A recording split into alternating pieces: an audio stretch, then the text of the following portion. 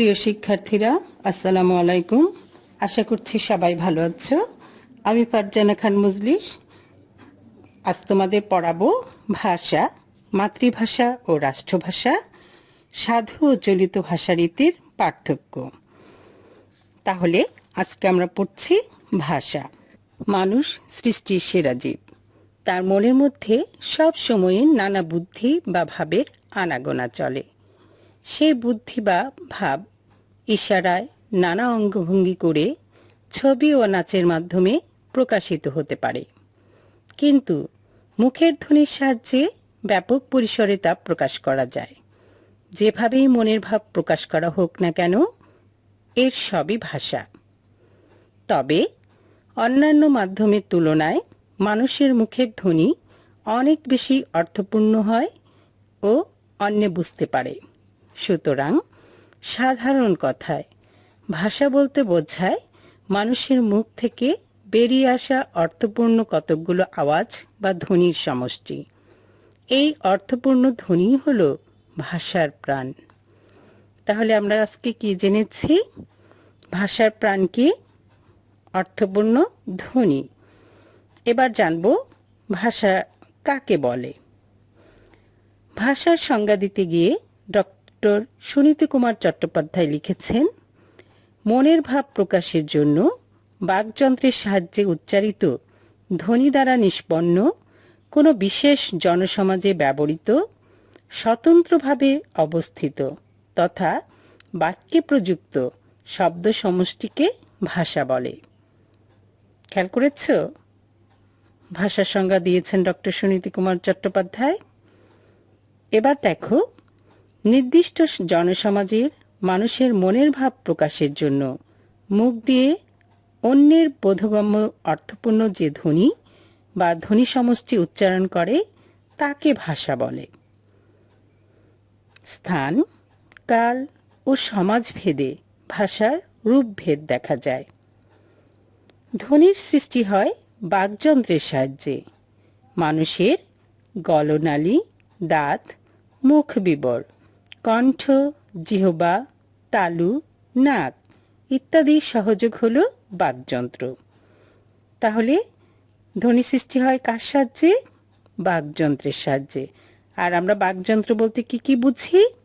মানুষের গলনালী, দাঁত, মুখ বিবর, কণ্ঠ, জিহ্বা, তালু, নাক ইত্যাদির সহযোগ।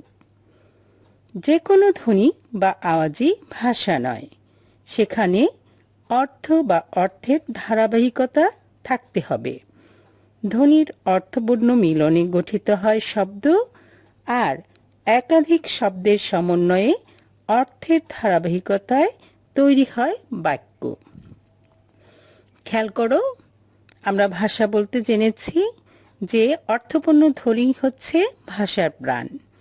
আর নির্দিষ্ট জনসমাজের মানুষ মনের ভাব প্রকাশের জন্য মুখ দিয়ে অন্যের বোধগম্য অর্থপূর্ণ যে ধ্বনি বা ধ্বনি সমষ্টি উচ্চারণ করে তাকে ভাষা বলে। আর ভাষার রূপভেদ কি কোথায় দেখা যায়? স্থান, কাল ও সমাজভেদে। ধ্বনির সৃষ্টি হয় কার সাহায্যে? বাকযন্ত্রের সাহায্যে। বাকযন্ত্র বলতে আমরা কাদের বুঝি? মানুষের গলনালী, দাঁত, মুখ বিবর, কণ্ঠ, জিহ্বা, তালু, নাক ইত্যাদির সহযোগ। আর ধ্বনির অর্থপূর্ণ মিলনে গঠিত হয় কি? শব্দ। একাধিক শব্দের সমন্বয়ে অর্থের ধারাবাহিকতায় কি তৈরি হয়? বাক্য। স্থান, কাল ও সমাজভেদে ভাষার রূপভেদ হয় বলে পৃথিবীর সব দেশের সব জনগোষ্ঠীর মানুষের ভাষা এক নয়।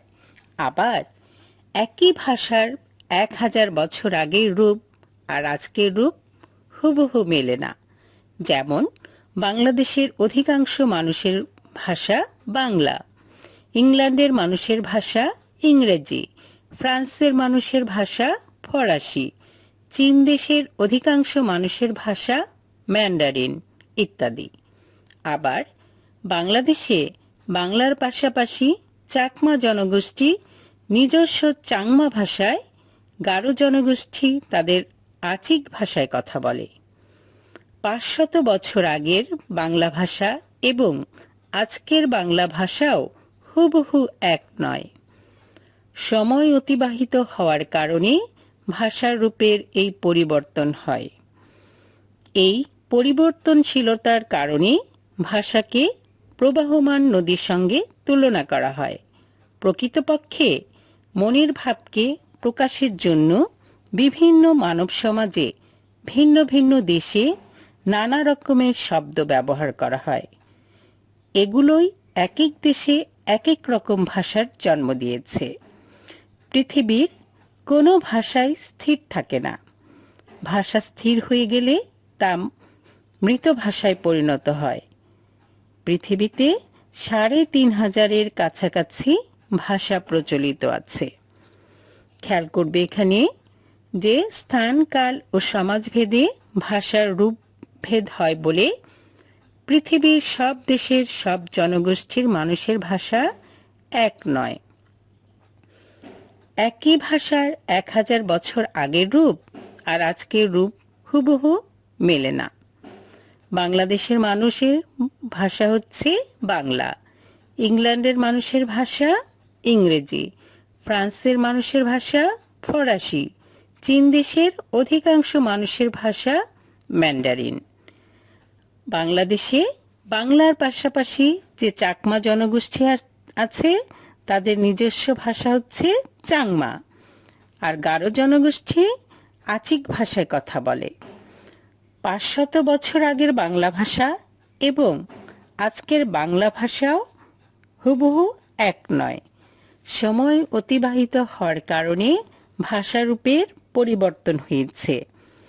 পরিবর্তনশীলতার কারণে ভাষাকে কার সঙ্গে তুলনা করা হয়েছে? প্রবহমান নদীর সঙ্গে। এক এক দেশের এক এক রকম ভাষার জন্ম দিয়েছে নতুন নতুন ভাষায়, কারণ পৃথিবীর কোনো ভাষাই স্থির থাকে না। যদি ভাষা স্থির হয়ে যায় তাহলে তা মৃত ভাষায় পরিণত হয়। আর পৃথিবীতে ৩,৫০০-এর কাছাকাছি ভাষা প্রচলিত আছে। মাতৃভাষা ও রাষ্ট্রভাষা। প্রথমেই মাতৃভাষা। মানুষ জন্মের পর সাধারণত প্রথমে তার মায়ের কাছে প্রতিপালিত হয়, তারই কথা শেখে। তাই জন্মলগ্ন থেকে স্বাভাবিকভাবে মানুষ নিজের মায়ের কাছে যে ভাষাটি শিক্ষা পায় তাকেই তার মাতৃভাষা বলে। এটি একটি ধারণা মাত্র, প্রকাশ মাত্র। তাই যে শিশুর মা তার জন্ম মুহূর্তেই মৃত্যুবরণ করে, সে শিশু যখন বড় হয় সে পিতা বা অন্য কোনো অভিভাবকের তত্ত্বাবধানে বড় হলেও তার মুখের সাধারণ ভাষাকে মাতৃভাষাই বলে। বাংলাদেশের অধিকাংশ মানুষ জন্মের পর মায়ের কোলে এবং মায়ের বাংলা বলে বড় হয়। বাঙালি মায়ের এই বুলি বাংলা, তাই বাঙালি জাতির মাতৃভাষা বাংলা। আবার বাংলাদেশে অনেক ক্ষুদ্র জাতিগোষ্ঠী বাস করে, তাদেরও পৃথক মাতৃভাষা আছে। বাংলাদেশ ছাড়াও ভারতের পশ্চিমবঙ্গ, ত্রিপুরা, আসাম, বিহার, উড়িষ্যা, ঝাড়খণ্ড রাজ্য, মিয়ানমারের রাখাইন রাজ্য ইত্যাদি স্থানে বাংলা ভাষার প্রচলন রয়েছে। এসব অঞ্চলে অনেকেরই মাতৃভাষা বাংলা। তাছাড়াও যুক্তরাজ্য, যুক্তরাষ্ট্র, ফ্রান্স, জাপান, অস্ট্রেলিয়া, কানাডা সহ বিশ্বের বহু দেশেই বাংলাভাষী জনগণ রয়েছে। সেসব স্থানেও বাংলা অনেকের মাতৃভাষা। পৃথিবীর প্রায় ৩০ কোটি লোকের মাতৃভাষা বাংলা। মাতৃভাষার বিবেচনায় সারা বিশ্বে বাংলা ভাষার স্থান চতুর্থ। দেখো এখানে ভালো করে খেয়াল করতে হবে যে বলেছে জন্মলগ্ন থেকে স্বাভাবিকভাবে মানুষ নিজের মায়ের কাছে যে ভাষাটি শিক্ষা পায় তাকেই তার মাতৃভাষা বলে। এটি একটি ধারণার প্রকাশ মাত্র, মানে মানুষ এটা ধারণা করে নিচ্ছে। অনেক শিশু আছে যে তার জন্মের সময় তার মা মৃত্যুবরণ করেছে, সে শিশু তো মাকে পেল না, সে শিশু যখন বড় হলো, সে পিতা বা অন্য কোনো অভিভাবকের তত্ত্বাবধানে বড় হয়েছে, কিন্তু তার মুখের ভাষা তো বাংলাই থাকবে, সেটাও তার মাতৃভাষা বাংলাই হবে। বাংলাদেশের অধিকাংশ মানুষ জন্মের পর মায়ের কোলে এবং মায়ের বাংলা বলে বড় হয়। মা তো বাংলা ভাষায় কথা বলে, কাজেই মায়ের বাংলা ভাষায় শুনে শুনে সে বড় হয়। বাঙালি মায়ের এই বুলি কথাটাই হচ্ছে বাংলা। তাই বাঙালি জাতির মাতৃভাষা কি? বাংলা। বাংলাদেশে অনেক ক্ষুদ্র জাতিগোষ্ঠী বাস করে, তাদেরও কিন্তু পৃথক মাতৃভাষা আছে। আর আমাদের বাংলাদেশ ছাড়াও ভারতের পশ্চিমবঙ্গ, ত্রিপুরা, আসাম, বিহার, উড়িষ্যা, ঝাড়খণ্ড রাজ্য, মিয়ানমারের রাখাইন রাজ্য ইত্যাদি স্থানেও বাংলা ভাষার প্রচলন আছে। এসব অঞ্চলেও অনেকের মাতৃভাষা বাংলা। এছাড়া যুক্তরাজ্য, যুক্তরাষ্ট্র, ফ্রান্স, জাপান, অস্ট্রেলিয়া, কানাডা সহ বিশ্বের বহু দেশেই বাংলাভাষী জনগণ রয়েছে। সেসব স্থানেও বাংলা অনেকের মাতৃভাষা। পৃথিবীর প্রায় 30 কোটি লোকের মাতৃভাষা কি? বাংলা। আর মাতৃভাষার বিবেচনায় সারা বিশ্বে বাংলা ভাষার স্থান কত? চতুর্থ। খ, রাষ্ট্রভাষা। রাষ্ট্রীয় কাজে ব্যবহারের জন্য কোনো দেশের সংবিধান স্বীকৃত ভাষাকে ওই দেশের রাষ্ট্রভাষা বলে। একটি রাষ্ট্রের বিভিন্ন অঞ্চলে ভিন্ন ভিন্ন জনগোষ্ঠীর মধ্যে ভিন্ন ভাষার ব্যবহার থাকতে পারে। যেমন বাংলাদেশে বাংলা, চাংমা, আচিক, মণিপুরি ভাষা ইত্যাদি। ভারতে বাংলা, গুজরাটি, হিন্দি, পাঞ্জাবি, কানাড়ি ভাষা ইত্যাদি। পাকিস্তানে পাঞ্জাবি, বালুচ, সিন্ধি ভাষা ইত্যাদি। এতে রাষ্ট্রের কেন্দ্রীয় প্রশাসনিক কাজ কোন ভাষাতে পরিচালিত হবে এই প্রশ্ন আসে। এ প্রশ্ন সমাধানকল্পে কোনো কোনো রাষ্ট্র নির্দিষ্ট এক বা একাধিক ভাষাকে রাষ্ট্রভাষা হিসেবে স্বীকৃতি দেয়। বাংলাদেশের সংবিধানের প্রথম ভাগের 3য় অনুচ্ছেদে লিপিবদ্ধ আছে প্রজাতন্ত্রের রাষ্ট্রভাষা বাংলা। রাষ্ট্রের সর্বাধিক মানুষের বোধগম্য ভাষা হিসেবে সাধারণত রাষ্ট্রভাষা স্বীকৃত হয়ে থাকে। এ ভাষায় রাষ্ট্রের অভ্যন্তরীণ গুরুত্বপূর্ণ কর্মকাণ্ড যেমন শিক্ষা প্রদান, পাঠ্যগ্রন্থ প্রণয়ন, সাহিত্য রচনা, সংবাদপত্র প্রকাশ, সামাজিক আচার অনুষ্ঠান পরিচালনা, দলিল দস্তাবেজ লিখন, রাষ্ট্রীয় নথিপত্র লিপিবদ্ধকরণ ইত্যাদি সম্পন্ন হয়। পাকিস্তানে রাষ্ট্রভাষা উর্দুর পাশে ইংরেজিকেও দাপ্তরিক ভাষা হিসেবে স্বীকৃতি দেওয়া হয়েছে। ভারত প্রজাতন্ত্রের সংবিধান স্বীকৃত কোনো রাষ্ট্রভাষা বা জাতীয় ভাষা না থাকলেও দাপ্তরিক কাজকর্মের ভাষা হিসেবে হিন্দির পাশাপাশি ইংরেজি স্বীকৃত। ভারতের রাজ্যগুলোতে প্রশাসনিক কর্মে আঞ্চলিক ভাষাসমূহ ব্যবহার হয়। পশ্চিমবঙ্গ, ত্রিপুরা, ঝাড়খণ্ড রাজ্য এবং আসাম রাজ্যের বরাক উপত্যকায় অন্যতম প্রশাসনিক ভাষা বাংলা। এখানে খেয়াল করো, রাষ্ট্রীয় কাজে ব্যবহারের জন্য কোনো দেশের সংবিধান স্বীকৃত ভাষাকে ওই দেশের রাষ্ট্রভাষা বলে।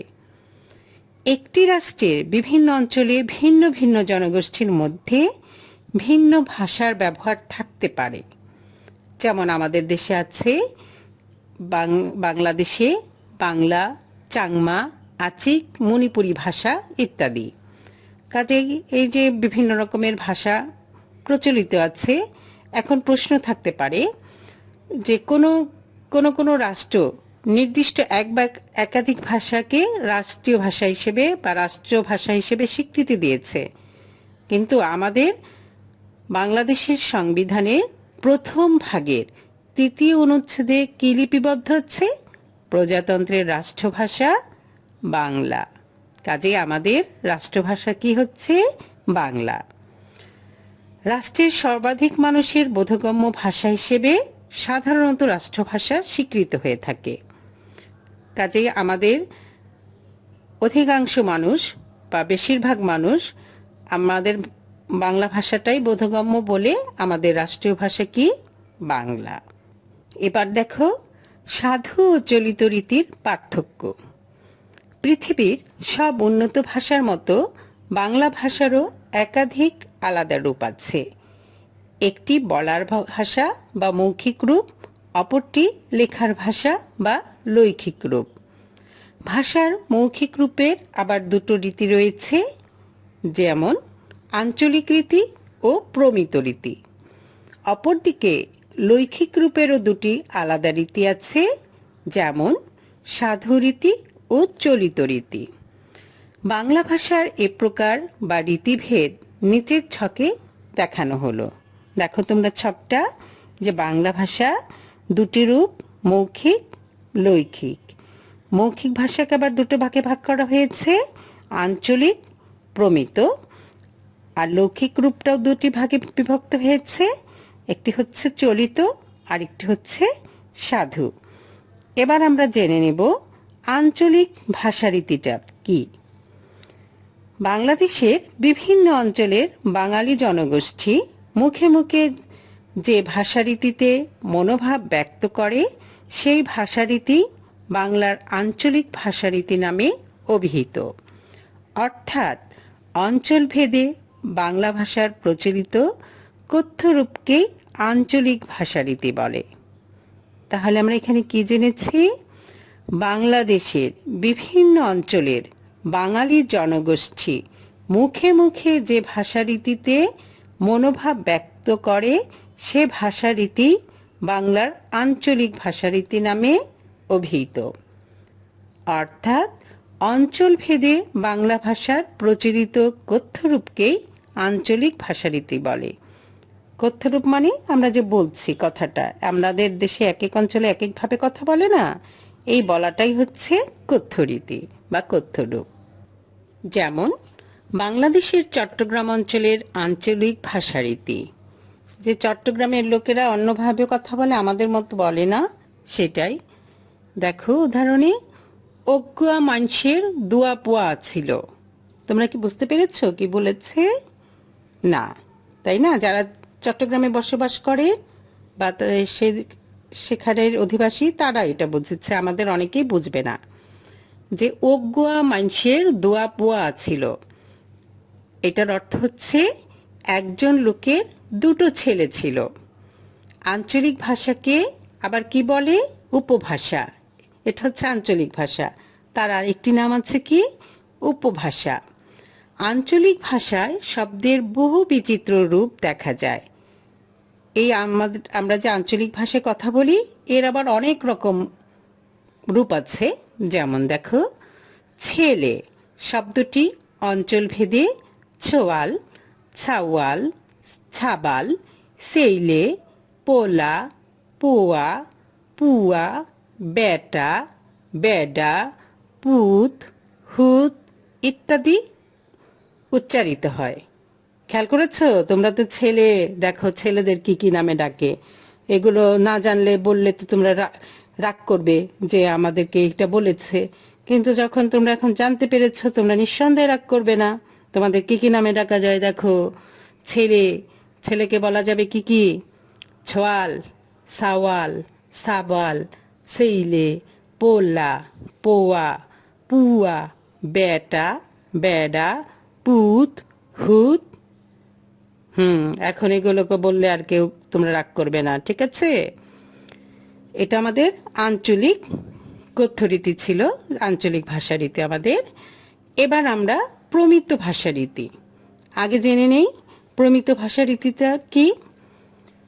বিভিন্ন ভাষারীতি কালক্রমে পরিমার্জিত হয়ে সবার গ্রহণযোগ্য একটি রূপ লাভ করে।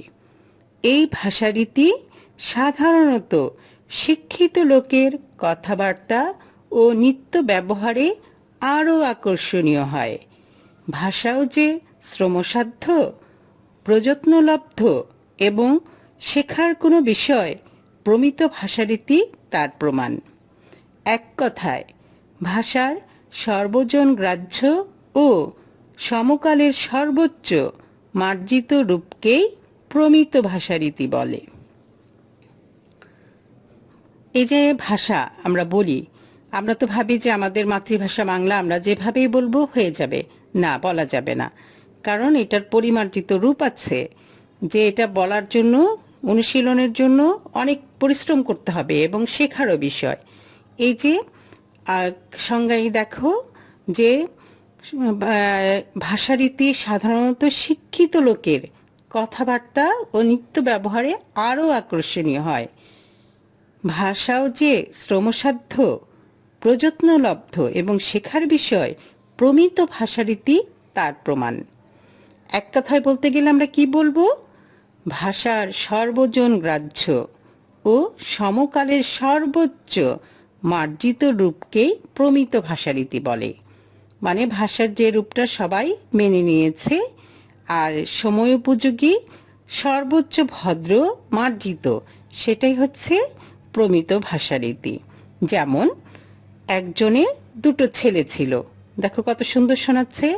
আর আগে আমরা বলেছিলাম কি চিটাগাংয়ের ভাষায় যে ও গোয়া মানুষের দোয়া পোয়া ছিল, আঞ্চলিক ভাষা ছিল। আর এটারই প্রমিত ভাষারীতি কি হয়েছে? একজনের দুটো ছেলে ছিল। সুন্দর শোনাচ্ছে না? এটাই হচ্ছে প্রমিত ভাষারীতি, একজনের দুটো ছেলে ছিল। এবার আমরা দেখব সাধু ভাষারীতির বৈশিষ্ট্য। ক, সাধু ভাষার রূপ অপরিবর্তনীয়, অঞ্চলভেদে বা কালক্রমে এর কোনো পরিবর্তন হয় না। খ, এ ভাষারীতি ব্যাকরণের সুনির্ধারিত নিয়ম অনুসরণ করে চলে, এর পদবিন্যাস সুনিয়ন্ত্রিত ও সুনির্দিষ্ট। সাধু ভাষারীতিতে তৎসম বা সংস্কৃত শব্দের ব্যবহার বেশি বলে এ ভাষায় এক ধরনের আভিজাত্য ও গাম্ভীর্য আছে। ঘ, সাধু ভাষারীতি শুধু লেখায় ব্যবহার হয়, তাই কথাবার্তা, বক্তৃতা, ভাষণ ইত্যাদির উপযোগী নয়। ও, সাধু ভাষারীতিতে সর্বনাম ও ক্রিয়াপদের পূর্ণরূপ ব্যবহৃত হয়। তাহলে তো দেখো সাধু ভাষার বৈশিষ্ট্য আমরা জেনেছি। এবার আমরা দেখব চলিত ভাষারীতির কি বৈশিষ্ট্য। ক, চলিত ভাষা সর্বজনগ্রাহ্য, মার্জিত ও গতিশীল ভাষা, তাই এটি মানুষের কথাবার্তা ও লেখার ভাষা হিসেবে গৃহীত হয়েছে, এটি পরিবর্তনশীল। খ, এ ভাষারীতি ব্যাকরণের প্রাচীন নিয়মকানুন দিয়ে সর্বদা ব্যাখ্যা করা যায় না। গ, চলিত ভাষারীতিতে অপেক্ষাকৃত সহজ সরল শব্দের ব্যবহার বেশি বলে এটি বেশ সাবলীল, চটুল ও জীবন্ত। ঘ, বলার ও লেখার ভাষা বলেই এ ভাষা বক্তৃতা, ভাষণ, নাটকের সংলাপ ও সামাজিক আলাপ আলোচনার জন্য অত্যন্ত উপযোগী। ও, চলিত ভাষারীতিতে সর্বনাম ও ক্রিয়াপদের সংক্ষিপ্ত রূপ ব্যবহৃত হয়। আমরা সাধু চলিত রীতির বৈশিষ্ট্য দেখেছি। এবার আমরা সাধু ও চলিত ভাষার যে পার্থক্য আছে তাই দেখব। সাধু ও চলিত ভাষারীতির মধ্যে নানা দিক থেকে বেশ কিছু পার্থক্য রয়েছে।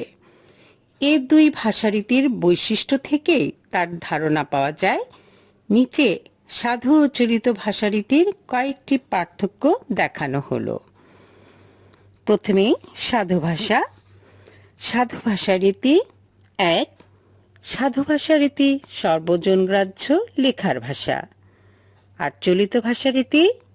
১, চলিত ভাষারীতি সর্বজনবোধ্য মুখের ও লেখার ভাষা। ২, সাধু ভাষারীতি সব সময় ব্যাকরণের নিয়ম মেনে চলে। চলিত ভাষারীতি। ২, চলিত ভাষা সব সময় ব্যাকরণের প্রাচীন নিয়ম মেনে চলে না। 3. সাধু ভাষায় পদবিন্যাস রীতি সুনির্দিষ্ট। 3. চলিত ভাষায় পদবিন্যাস রীতি অনেক সময় পরিবর্তিত হয়। 4. সাধু ভাষায় তৎসম বা সংস্কৃত শব্দের ব্যবহার বেশি। 4. চলিত ভাষায় তৎসম বা সংস্কৃত শব্দের ব্যবহার কম। 5. সাধু ভাষা বক্তৃতা, ভাষণ ও নাটকের সংলাপের উপযোগী নয়। 5. চলিত ভাষা বক্তৃতা, ভাষণ ও নাটকের সংলাপের উপযোগী।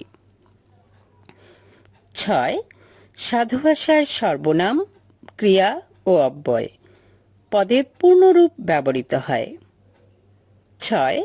চলিত ভাষায় সর্বনাম, ক্রিয়া, অব্যয় পদের সংক্ষিপ্ত রূপ ব্যবহৃত হয়। 7. সাধু ভাষা গুরুগম্ভীর, দুর্বোধ্য ও মন্থর। 7. চলিত ভাষা জটিল, সরল ও সাবলীল। 8. সাধু ভাষা রীতি অপরিবর্তনীয়, তাই কৃত্রিম। 8. চলিত ভাষা রীতি পরিবর্তনশীল, তাই জীবন্ত। দেখেছ সাধু ও চলিত ভাষায় কি কি পার্থক্য আছে? এগুলো আমাদেরকে মেনে নিয়ে বা জেনে রাখতে হবে, সে অনুযায়ী আমাদের ভাষা ব্যবহার করতে হবে। এবার দেখো কয়েকটি ক্ষেত্রে সাধু ও চলিত ভাষারীতির পার্থক্য দেখা যায়। যেমন 1. বিশেষ্য পদের রূপে। 2. সর্বনাম পদের রূপে। 3. ক্রিয়াপদের রূপে। 4. অব্যয় পদের রূপে। এবার আমরা প্রথমে যে ছিল বিশেষ্য পদের রূপের পার্থক্য দেখব। দেখো সাধুতে বিশেষ্য পদের পার্থক্য যে সাধুতে অগ্নি, চলিতে হয়েছে আগুন। সাধু রীতিতে কর্ণ, চলিত রীতিতে কি হয়েছে কান। এটা কিন্তু বিশেষ্য পদ। সাধু চন্দ্র, চলিত কি হয়েছে চাঁদ। সাধু দন্ত, চলিত রীতিতে কি হয়েছে দাঁত। সাধু পক্ষী, চলিত রূপে কি হয়েছে পাখি। সাধু ব্যাঘ্র, চলিত রূপে কি হয়েছে বাঘ। সাধু মৎস্য, চলিত রূপে কি হয়েছে মাছ। সাধু হস্তি, চলিত রূপে কি হয়েছে হাতি। এবার 2 সর্বনাম পদের রূপের পার্থক্য দেখব। সর্বনাম রূপের পার্থক্য খেয়াল করো। সাধুতে এই, চলিতেতে এ। সাধুতে ইহা, চলিতে এ। সাধু ইহাতে বা ইহাকে, চলিতে একে। সাধু ইহাদের, চলিতে এদের। সাধু উহা, চলিত ও। সাধু উহাদিগের, চলিত ওদের। সাধু কাহাকে, চলিত কাকে। সাধু কেহ, চলিতে কেউ। সাধু তাহা, চলিতে তা। সাধু তাহার, চলিতে তার। সাধু যাহা, চলিতে যা।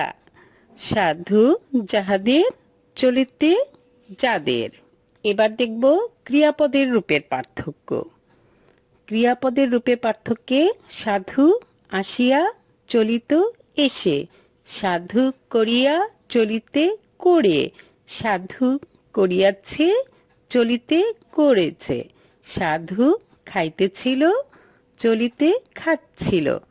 সাধু গিয়াছিল, চলিতে গেছিল। সাধু ঘুমাইতেছে, চলিতে ঘুমাচ্ছে। সাধু চলিল, চলিতে চলল। সাধু চাহিয়া, চলিতে চেয়ে। সাধু জ্বালাইয়া, চলিতে জেলে। সাধু ডাকিতেছে, চলিতে ডাকছে। সাধু নিদ্রা যাওয়া, চলিতে ঘুমানো। সাধু পড়িব, চলিতে পড়ব। সাধু পার হইয়া চলিতে পেরিয়ে। সাধু ফুটিয়া উঠিয়াছে, চলিতে ফুটে উঠেছে। সাধু বলিয়াছিলেন, চলিতে বলেছিলেন। সাধু বলিয়া, চলিতে বলে। এবার আমরা দেখব অব্যয় পদের রূপের কি পার্থক্য রয়েছে সাধু ও চলিত ভাষায়। সাধু ভাষায় অদ্য, চলিত ভাষায় কি হয়েছে? আজ। সাধু অদ্যাপি, চলিত ভাষায় আজও। সাধু কদাচ, চলিত ভাষায় কখনো। সাধু তথাপি, চলিত ভাষায় তবুও। সাধু নচেত, চলিত ভাষায় নইলে। সাধু নতুবা, চলিত ভাষায় নইলে। সাধু প্রায়শ, চলিত ভাষায় প্রায়ই। সাধু যদ্যপি, চলিত ভাষায় কি হবে? যদিও।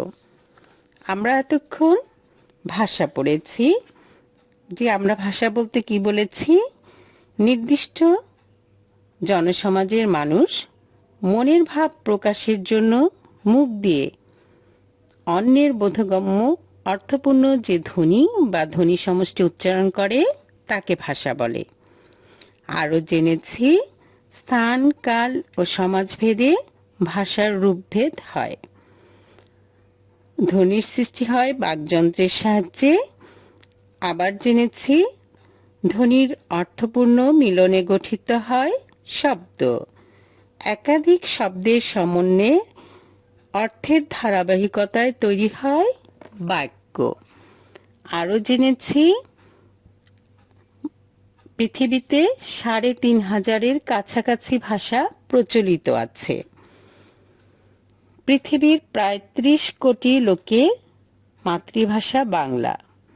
মাতৃভাষার বিবেচনায় সারা বিশ্বে বাংলা ভাষার স্থান চতুর্থ। আমাদের বাংলাদেশের সংবিধানের প্রথম ভাগের ৩য় অনুচ্ছেদে লিপিবদ্ধ আছে প্রজাতন্ত্রের রাষ্ট্রভাষা বাংলা। আর আমরা জেনেছি পৃথিবীর সব উন্নত দেশ ভাষার মতো আমাদের বাংলা ভাষায়ও একাধিক আলাদা রূপ আছে। একটি বলার ভাষা যেটা মৌখিক রূপ, অপরটি হচ্ছে লেখার ভাষা লৈখিক রূপ। মৌখিক রূপের আবার দুটো রীতি আছে, এক আঞ্চলিক রীতি, দুই প্রমিত রীতি। আবার লৈখিক রূপেরও দুটো আলাদা রীতি আছে, একটি চলিত রীতি আর একটি হচ্ছে সাধু রীতি।